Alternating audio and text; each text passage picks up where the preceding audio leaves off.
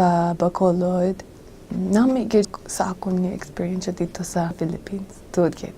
Pinakabuod ang mga tao. Grabe gid. Kanami sa ila. Sa pag-abot nila sa Pilipinas, kay nga, lain ang pagkaon. Wala sila magkaon sang kanon nga damo. Ako, nagkaon gid ko ya. Damo gid. Kanon kada adlaw. 3 ka beses. Sa pamahaw, sa banyaga, sa banyapon. Iban nga beses sa adlaw. Damo gid nga kanon. Namit gid. Na hidla ko sa pagkaon sa kanon. Namit gid. Bago nga pagkaon, bago nga lugar, bago nga mga tao sa Pilipinas, no? Budlay para sa mga kano, kag mga kana nga magpag-o, magsako sa sina nga mga butang. Pero ako, wala man ko nabudlayan kay nga, namit ang pagkaon. Namit gid, kag buod gid ang mga tao. Tuod, ang mga tao sang Bacolod, pwede ka buod. Ang mga tao, mag-abi-abi sila sa imo, maghamba sila sa imo kung naglabay kami sa ilabalay. O, sister, kamusta? Kabuod.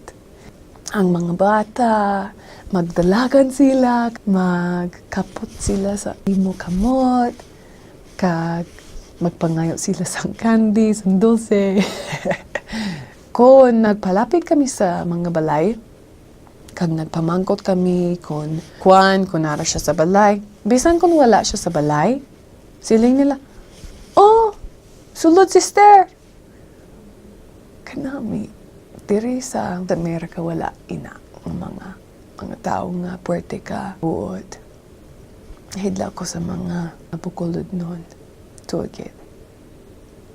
Sa lugar, puwerte ka green, ka matahom. Sa Bacolod, nga hidlaw ko sa dagat. Hidlaw ko sa paglakat. Permigit kami naglakat sa dalan, sa liikat sa dalan. O kung kisa nagsikat kami na tricycle, ay kanami. Namigit. Kapisan man sa mga taga-Bacolod, permigit sila kaobra. Ang mga tatay, ay, kaobra sila permigit. Oo. Pero may tiyempo nga puwerte kapisan sila nga hindi sila makaaras ang tiyempo nga magsimba. Kay gusto nila permi mag-obra para magkakaon sila tuod. Pero siling ko nga kinahanglan sa nga ato nga espiritu magkaon. Sa espiritu hanon nga pagkaon nga amo ang pagpangamuyo, pagsimba, pagbasa sa mga balaan nga kasulatan. Hindi lang ang lawas, ang gutom. Gutom man ang kalag.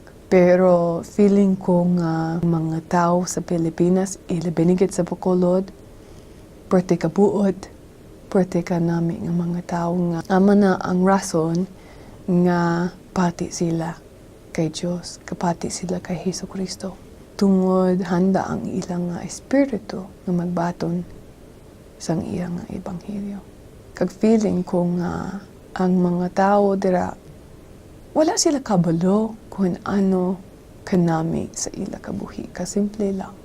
No? Isa ka beses nga naglabay kami sa balay, kag damo nga mga tao sa gwa, kainom, sang alak. Kag nakambal ko sa akon nga kaupod siling ko, kabalo mo kung nga apikado ang Pilipinas. Siling niya, nga ako. Siling ko, kay gainom ang mga tatay. Kabuot sa mga tatay, kagkapisan sa ila.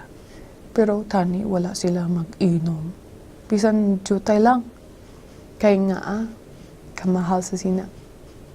Kabuot sa mga tatay. Kaya mga nanay man, kabuot sa ila.